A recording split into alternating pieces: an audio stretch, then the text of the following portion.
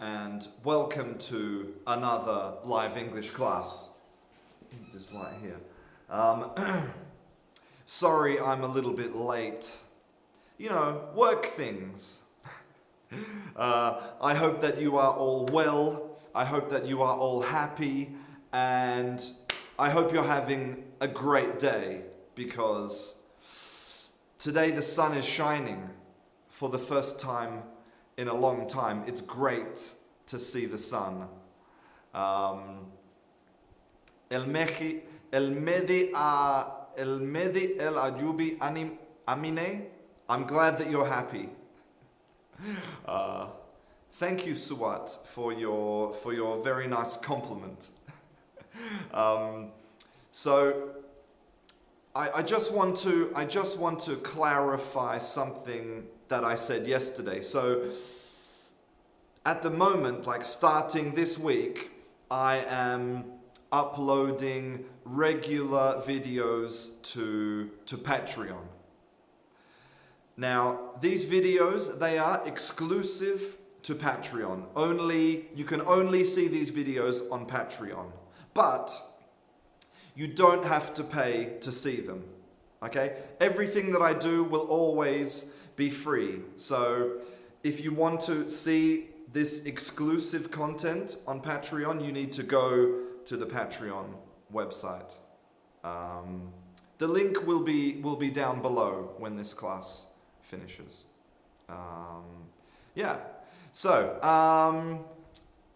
let's start. We have lots of beautiful students in here from all over the world. It's great to have you. I'm really happy to see you all. It's been a long time since I answered your questions about grammar. So if you have any questions that you would like to ask me about grammar or vocabulary or pronunciation, anything, now's the time to ask me. I'm here to answer any questions that you have about that. That's why I'm here. Hello, White Rose in Iraq. Hello, Jose Antonio in Colombia. Yerlan in Kazakhstan. Jibik Rube in Somalia. Flora in Switzerland. Okay, so yeah, Gosha has a question, right?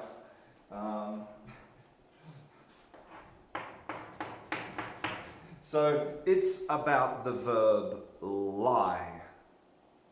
So this verb can be controversial in English because it has various forms in the past tense, right?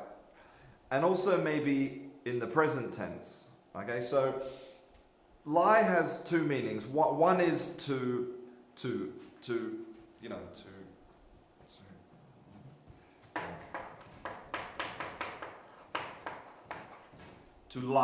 lie down. To be, so when you go to bed, you lie down, right?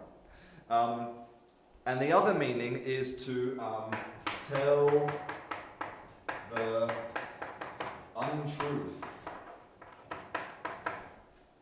To tell the untruth, to say something that's not true, is to lie.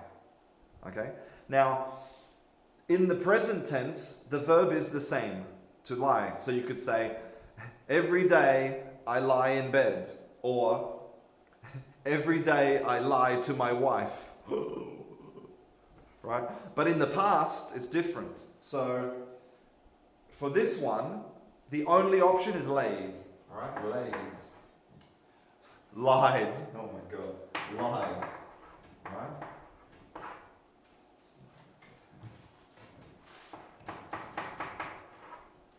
Okay, lied. So I lied about, I don't know, I lied about the quantity of pizza that I ate. I said I only ate 2 bits of pizza, but really I ate 20. Yeah? I lied. But now this verb also could be lied, right? I went to bed and I lied down. But you can also say lay. Okay? I lay down. But this one, no, you cannot say I lay to my friends. No. And here's the weird thing. In the present tense, you can also use this verb lay in the present. So you could say, every day I lay in bed. So it's a weird verb. It's a weird verb. And I don't know, but I suspect that it's exactly the same verb. Okay, lie and lay. It's just we have two versions because of pronunciation from one part of England and pronunciation from another part of England. Okay, there's another word in English which is similar, which is this one.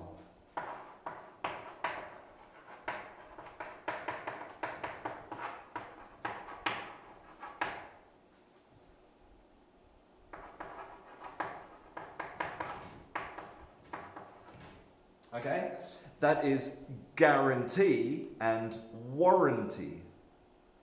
Now, they are synonyms. They mean the same thing. I could say, this car has a 5-year warranty, or it has a 5-year guarantee. And they're very similar, except for the spelling. Look, we have E, and we have and right? But then we have this. Okay, good and word. And the reason we have these two words is because in one part of England, they said w, and in another part of England, they said g. But it's the same word. And I suspect it's the same thing. Lie in the south of England and lay in the north of England. So 2 words for the same thing. And yes, you can use this verb with an object. You can say, I lay the pen on the table, or I lie the pen on the table. Absolutely. So I hope that answers your question. Let's have a look at some more questions here.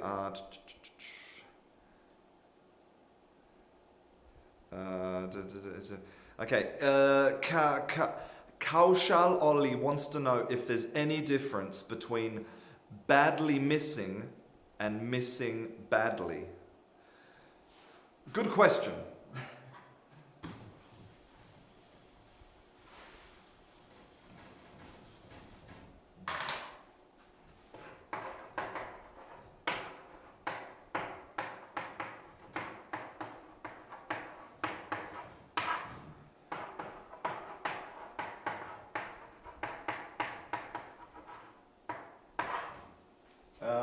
Okay, so imagine that you want to say that, okay, imagine you are from Napoli. From Naples, like Pasquale, okay? And every day you eat pizza. But then you move to England and the pizza is bad pizza. So you miss the Italian pizza, the true pizza. So you could say, I am the pizza, right? Okay, so the pizza. The Italian pizza. Now, normally in English, the adverb goes before the verb. Okay, so this is standard English. I am badly missing pizza. This is the standard, the preferred order. But if you want to emphasize something in English, then we move that thing to the front. So if we want to emphasize the missing, okay, we move it to the front. And now my emphasis is more here and not here. Okay? So You say, oh, I am missing badly pizza. My focus is on the missing, but here my focus is more on the badly, the intensity of the missing. It's a little bit different, okay? Now, so you could say this, but this is the preferred order. So if you do this all the time, you sound like you don't know how to speak English, okay? It's not good to use that all the time. Only in limited quantities for poetic or creative effect. But yes, every now and again, when you want to emphasize something, when you want to, make a big impact, then move it to the front. And you can do this with any part of speech, right?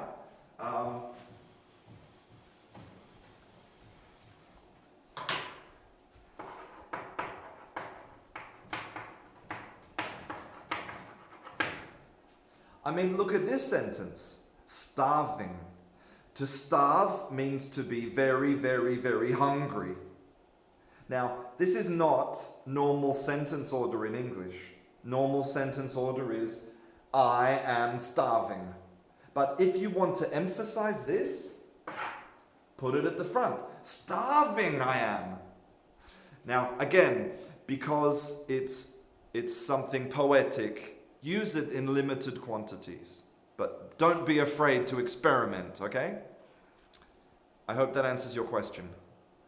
Okay. So, Katarzyna says... Katarzyna's talking about lay and lie and she said that she's given up. She's given up on worrying about the difference. Good. I think you should give up because let me tell you a little story. Okay, so I wanted to make a class about English spelling because English spelling is a nightmare. It's horrible, okay? And I thought, okay, I'm going to research the rules of spelling and I'm going to look at the rules that exist and I'm going to distill. I'm going to create this perfect set of rules for English spelling. A very simple set of rules. And first I need to say that about 75% of English spelling is regular. So 75% of words, they follow, the normal pattern. But then you have 25% of English words which are a disaster, right? And this is a problem because those 25% of words, they are very common words. So the common words are the words that are difficult to spell. Sorry. Now, when I started researching to look at the rules of English spelling, I found an education company, a very big education company. And they had created, over many years, they had created 40, not 4 or 10, 40 different rules about English spelling. And I thought, wow, this is crazy, because if they have 40 rules, then no one can remember these rules. When you go to write a word, how can you think, okay, wait a second, rule number 1, okay, rule number 2, it's impossible, right? And so I looked at rule number 1, literally rule number 1, and it said that C, the letter C makes the sound S. Okay, it makes the sound S after the letter E. Okay, so for example, S, right? So in the word special, it's like That's special, right? You have this, or you have, I don't know, like,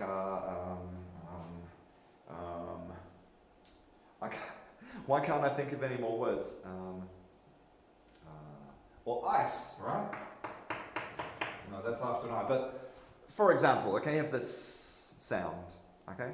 But then immediately I think about all of these words that don't fit this rule, like the word mechanic. The word mechanic or the word technical. And so the first rule is broken. And these are rules that have been developed over many years. So what I want to say is that in general, this is in my experience, okay? In general, if you go to a website or if you open your book, your workbook, and you see a page of rules, just forget it, okay? Because number one, you're never going to remember all those rules, okay? And number two, the rules are probably wrong. In my experience, this is always true. Like the rules about using will and going to in the future. I've seen websites with huge descriptions about this, and they're all wrong. I've seen, the really brilliant Cambridge workbooks with rules about will and going to. Wrong. So that's my advice in English. If you see a rule, ignore it. Okay, I'm sorry, I was talking too much. Okay, hello, Abdul Kadir from Somalia. You want to be a linguist. Good luck to you, sir. If you have a passion for language, you can be a linguist. But being a linguist is very different from being a teacher. A linguist might spend 10 years working on one little aspect of language. Like I have a friend, she did her thesis, doctorate, sorry. She did her doctorate in linguistics about using the present perfect to tell a story in the past. About one thing. And she worked on this for 4 years, talking about this one thing. Now, it's an important contribution to the academic side of the English language. Super important. But make sure that's what you want, because you have to be that type of person, right? You have to be very focused and dedicated and really interested in the minutiae, the small parts of language, right? Okay?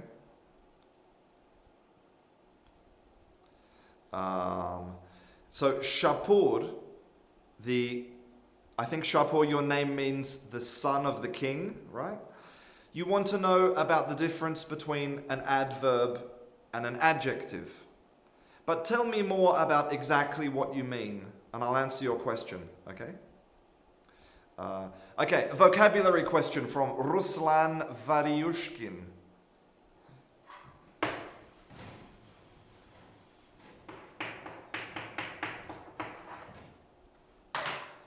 He wants to know about...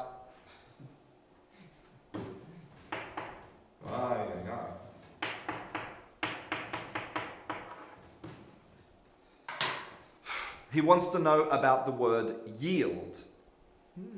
Great word, a great word. It has a few different meanings, okay? I'm not sure if I will remember all of them off the top of my head, but I'll try. So yield can be a verb or a noun. Okay, it's a verb and a noun.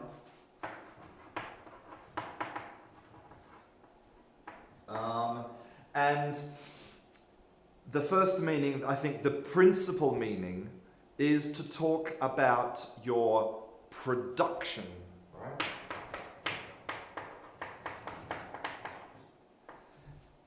As in the quantity or the quality of something that you produce.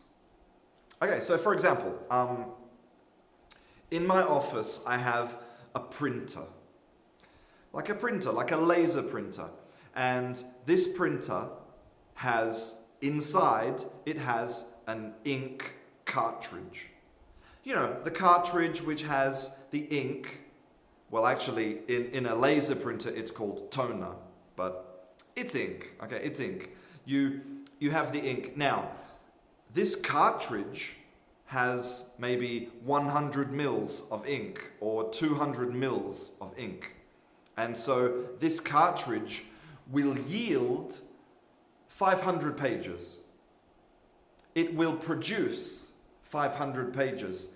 The quantity of ink is sufficient to create 500 pages. That is the yield of the cartridge. So it's to talk about the quantity or quality of productions. And it could be a verb, as I said, verb or noun. And also yield can also mean to,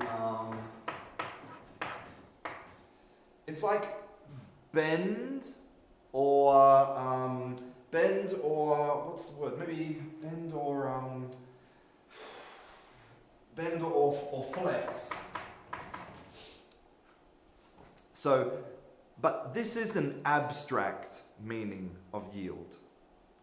So, imagine you are single, okay? You have no boyfriend or girlfriend. And your mum, she wants you to get married. Okay, she's like, come on. When are you gonna get married? I want grandchildren.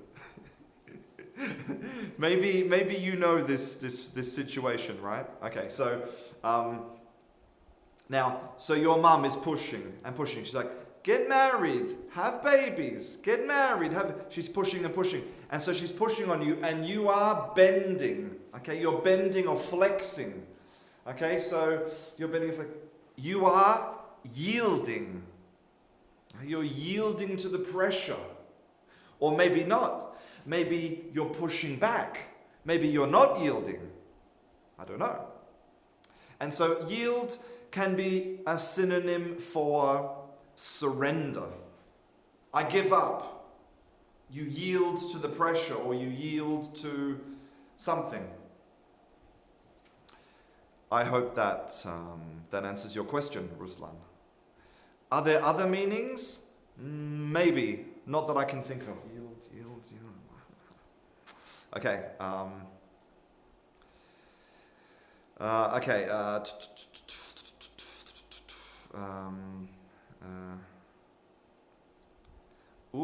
Okay. Vladimir Bogdanov wants to know, what is the difference between used to and would?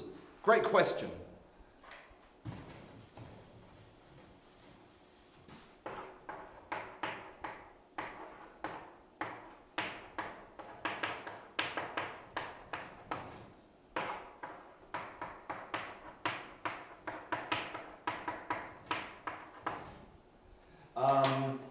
Okay, so I used to eat pizza and I would eat pizza. Now, maybe for some of you, this is a bit strange because when you think of would, you think about an imaginary thing in the future, an imaginary situation. Like, if I had €1 million, I would buy a Ferrari. Okay, something imaginary. But would is also the past tense of the verb will. Okay? So in this case, it's a different verb, really. Okay? This is not the verb to talk about imagination. This is a verb with the very same meaning as this. Okay? It's to talk about habits in the past. Okay, so when I was younger, I would eat pizza every day. When I was younger, I used to eat pizza every day. And I mean, one difference obviously is the verb is used to, we need to. But then look, we have infinitive and infinitive. So it's the same thing, right? It's the same thing. Now, there is one condition about this. There is one situation in which you cannot use would. Okay? But I can't remember what that condition is. I can't remember, but I do remember that there is a special condition, something to do with whether it was a permanent habit or not. I would love. Yeah, that's right. Yes. Yes, that's what it is. It's you cannot use this with stative verbs. So you cannot use this with verbs that indicate a permanent state, like want and love and be. Right? So yeah, you cannot say, for example, when I was younger, I would love pizza. No. Because it's a permanent thing. These are permanent, they're forever. But this is a habit in the past. It's something which is finished. So this would is not compatible with stative verbs, okay? I remembered. I have a terrible memory. Like, I can't remember anything. Like what I did like 2 years ago. Well, I can't. But I remembered this. I'm very happy. Okay.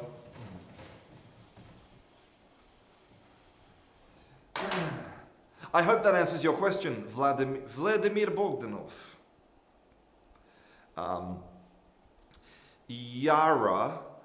Yara wants to know about the forms of the verbs, how to remember the forms. Well, in English, we only have really 3 different forms of the verbs. It's easier than a lot of other languages. We don't have a lot of different conjugations. So I think it's just a question of reading a lot, because when you see the verb written, you remember it, And then when you've read the verb and you remember the verb, go write it down. Write a story. Go onto an internet forum and share it with somebody. Send me an email. Whatever, okay? Input, output. Input, output. Okay. Okay, so Francesco Cucci has a great question. He says, if I see a new word and I don't know how to pronounce the word, then what do I do? How do I know how to pronounce this word? I understand your question. English has a lot of problems in this respect because, the spelling does not always coincide with the pronunciation. 75% of the time, yes, but 25% of the time, no. And it is difficult. And even me, sometimes when I see a new word, I'm not sure how to pronounce it. And another level is that when we take words from other languages, sometimes we keep their pronunciation, their original pronunciation, which is just ridiculous, right? Like, for example,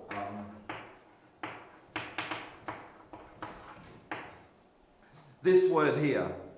We took this word from French. We said, you know what, French? I love that word. That's a great word. That's a great word to describe the atmosphere of a place, right? It's a great word to describe how something feels. So we're just gonna take this word from you. Thank you, French. And also, we're gonna take the pronunciation. So the pronunciation of this word is ambiance.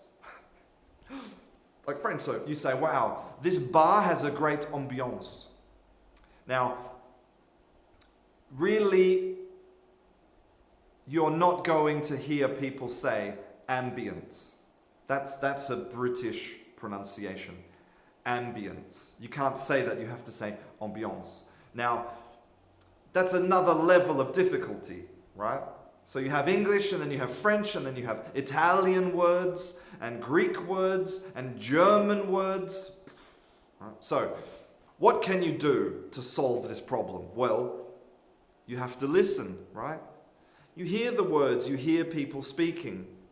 You know, if you're listening to podcasts and watching videos on YouTube and listening to the radio, and you will hear these words and you will know how to pronounce them. That's how children learn how to pronounce words. You know, children know how to pronounce words before they write them. And you can do the same thing.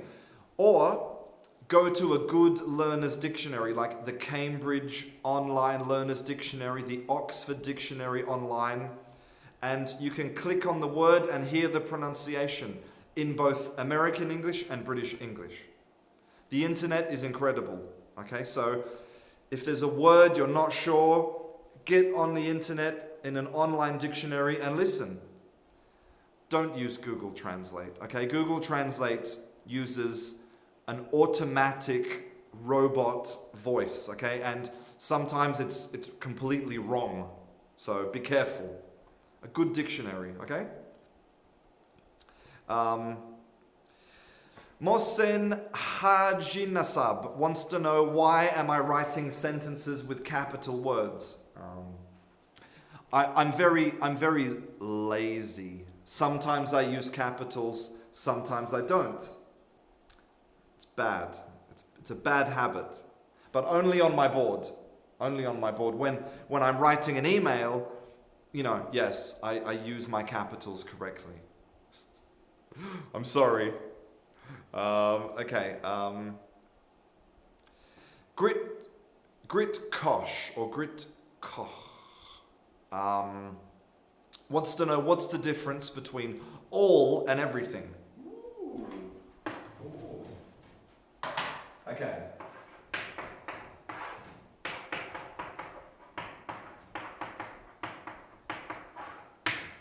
So, there's a very important difference, okay? So, all is like an adjective, right? We're saying all something. All what? All the people? All the people are stupid? Or all the cats in my house are beautiful? Okay? It's like an adjective, all something. Okay? We need a noun. All what? It needs a noun. But this one, no. Because the noun is contained in the word. Here's our noun. Everything. And look, it's singular. It's not plural. Although we're saying every, it's singular. So you say everything is. Not everything are. Okay? Whereas this one is, it doesn't matter because it's before the noun. It's like an adjective. So, I hope that answers your question. Rossa has a great question. What's the difference between without and lack? Great questions today, guys. Okay.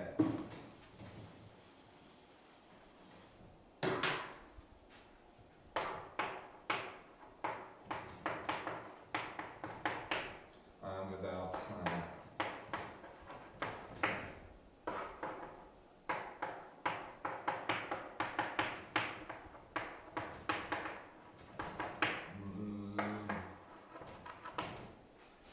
Okay.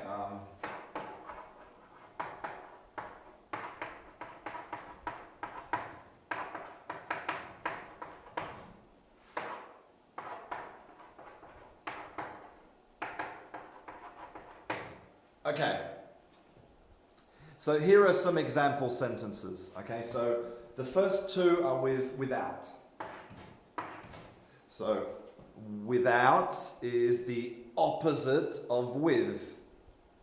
So with and without. So I am without friends. With no friends. I want pizza without cheese. With no cheese. You see, it's a negative word, right? Negative. It has a negative.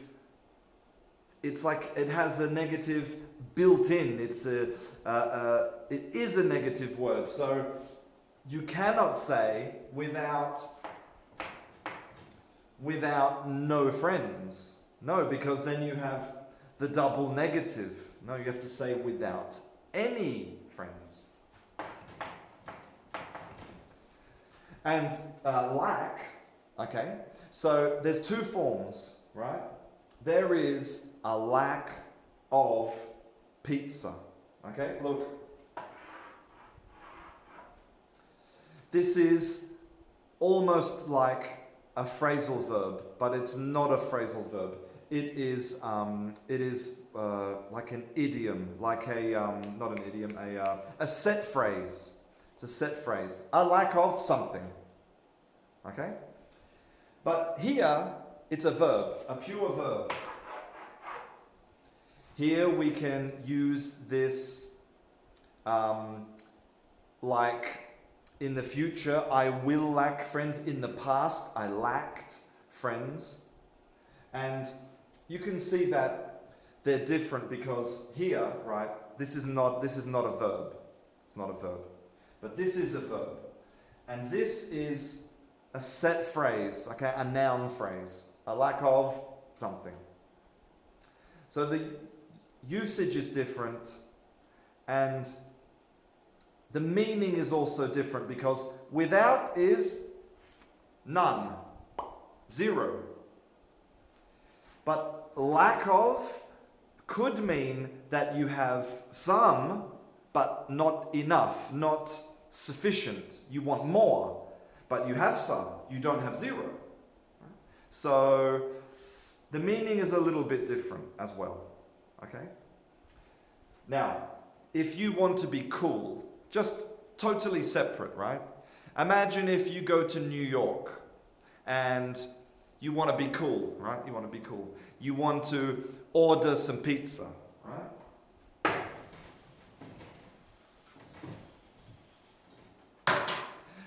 But you want, because unfortunately you are lactose intolerant. It's bad. You're lactose intolerant. You can't eat cheese. Now you could go into the pizza shop and say, hey, yo, what's up? I want pizza without cheese. Okay, that's fine. That's good. But if you want to be cool, you could say, I want pizza.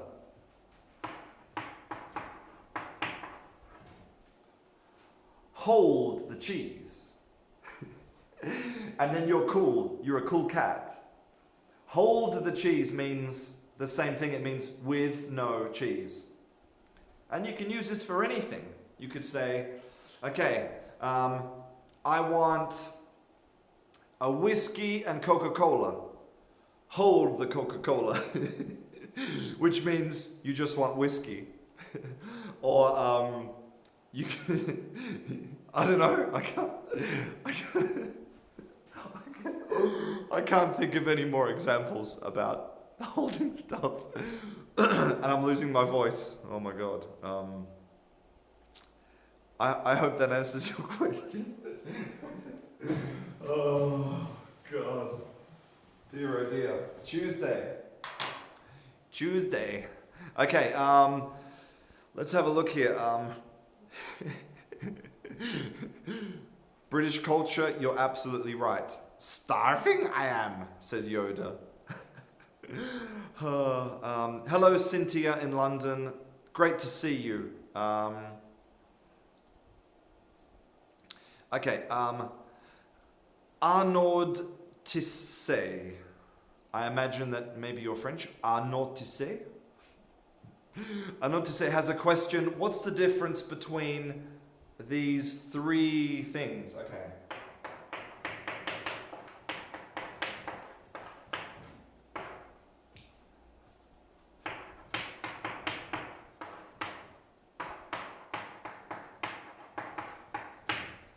Okay, so technically only one of these is correct. This one, the first one, right? So what you are using here, you are using the verb have got to, okay? I have got to. Okay, so this is the complete full verb. But really, the basis of this verb, the important part of the verb is this. I have to. The typical modal verb, I have to do something. I have to eat, I have to drink, I have to do my homework. It's a verb that indicates obligation, to have to do something. Okay? But an optional alternative for this verb is have got to. But when you're speaking, you're not going to say this. I have got to. It's four syllables. Come on. And we're very lazy. So first we say I've got to. 3 syllables. Too much. And then, so we eliminate this.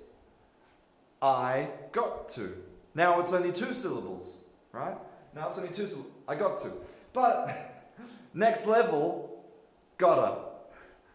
I gotta. It's 1 syllable. Okay, and this is the only reason. Okay, the only reason is it's faster. It's the same verb, it's faster. Now, when you're speaking, all of these are correct. They're all perfectly acceptable because we all speak in the easiest and fastest way possible. I gotta go. But when you're writing, you need to be careful.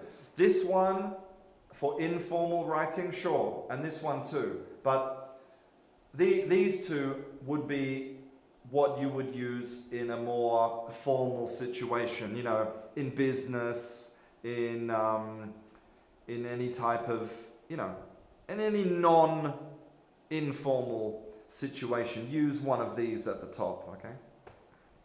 Okay. I hope that answers your question.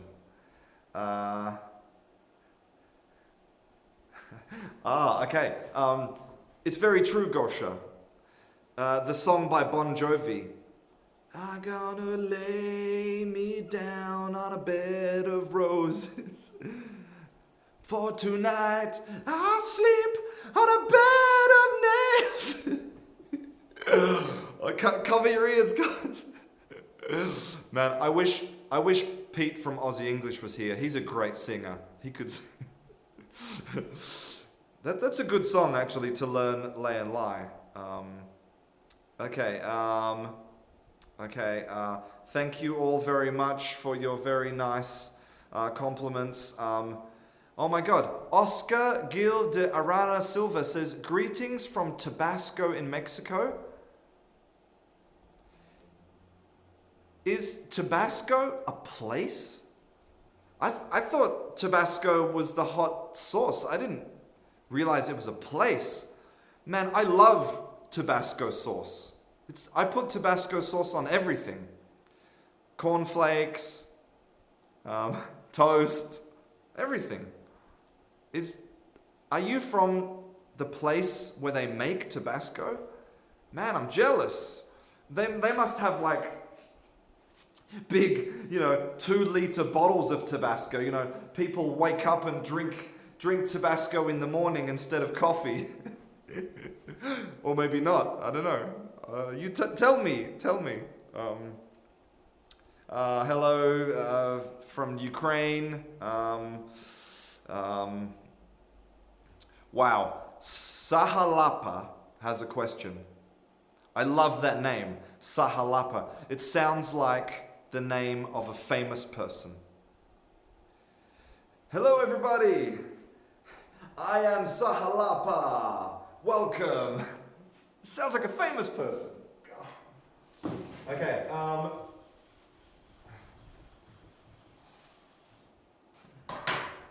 what's the difference between turn up and turn out? Ooh.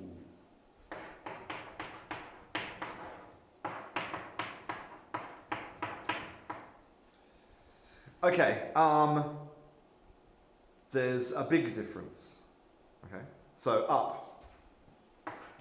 Now remember, up means to increase the quantity of something, right? So, turn up could be turn up the volume of the music. Turn up the music, you're increasing the quantity of the music. Right? You can turn up the temperature to increase the temperature. Also, if you go to somebody's house and you appear, like imagine I'm sitting on the sofa watching television and then, who's that? I open the door, it's you. You turn up at my house because you are appearing from nowhere. From nothing, we have you. We're increasing you from 0 to 1. Turn up. And now in popular culture, turn up means to go crazy at a party. To have a big party, to go wild is to turn up. There's, if you Google the song is called Turn Down for What? Which is the opposite. So turn down is to end the party. Party is over. And so the song says, turn down for what? Because now we're turned up. We're having the fiesta. The fiesta is lit. The party, right? But we have the idea of something increasing, something getting bigger. The party is getting bigger. This is up. Now, out. So something is in. Okay, so here's my pen in my hand. And then I take it out. I'm removing it. I'm separating it from something. Right? So, turn out. Here we go. So imagine I'm telling a story. So I could say, well, I thought that it was a yellow pen. I thought it was a yellow pen with a pink lid, but it turned out to be green. So basically, when I'm saying that this is out of my original expectations. This is what I think, but the reality, the truth is something outside of this. It's something distinct and separate. So turn out is more like a surprising or different finish to a story or to an event.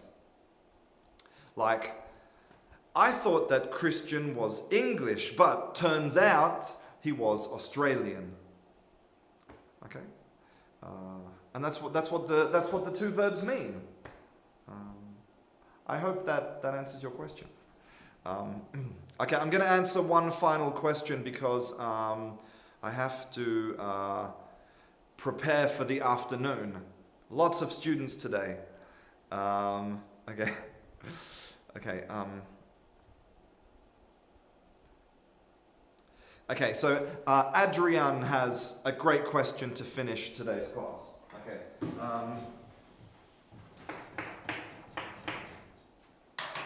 It is about the word yet.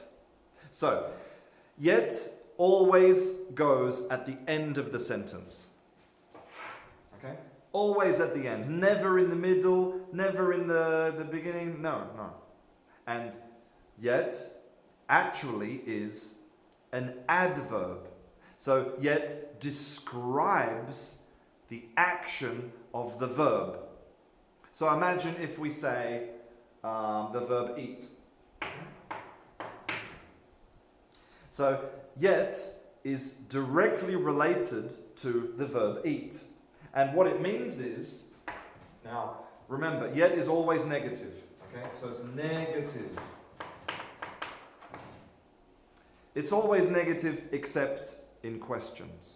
Okay, so except in questions.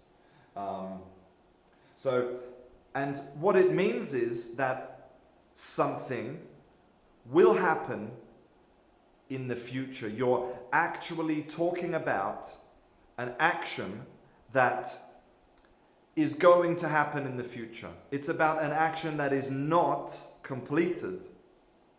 So if I ask you, or if I say, I didn't eat yet. So it means that you will or you plan to eat in the future, but you didn't. You will, but now you didn't. The action will happen in the future. Or if I ask you the question, did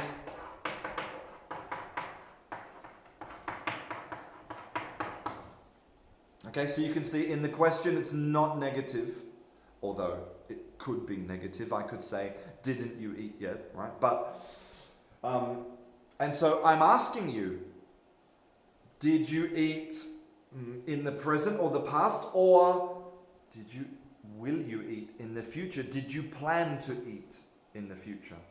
Okay? So that's what it means. It describes the verb, the action of the verb, and it talks about whether the action is completed or not. One final example. So imagine you are at a party and you're waiting for your friend, Maria. Your Spanish friend, Maria. And so you're asking, did Maria arrive yet? I'm asking, did the action of arriving, is it finished? Did she arrive yet? And your friend says, no, Maria didn't arrive yet. So I'm saying, no, the action of arriving is not complete in the future. So, okay. I have to go. I'm sorry that I didn't have an opportunity to answer all of your questions. I really enjoyed today's class. The next live class will be more interactive, okay? We'll do some, some interaction stuff. But for now, I'm going to go and plan for the rest of the afternoon. Big love to you all. You guys are the best students ever. Check out my new videos on Patreon. They're really cool.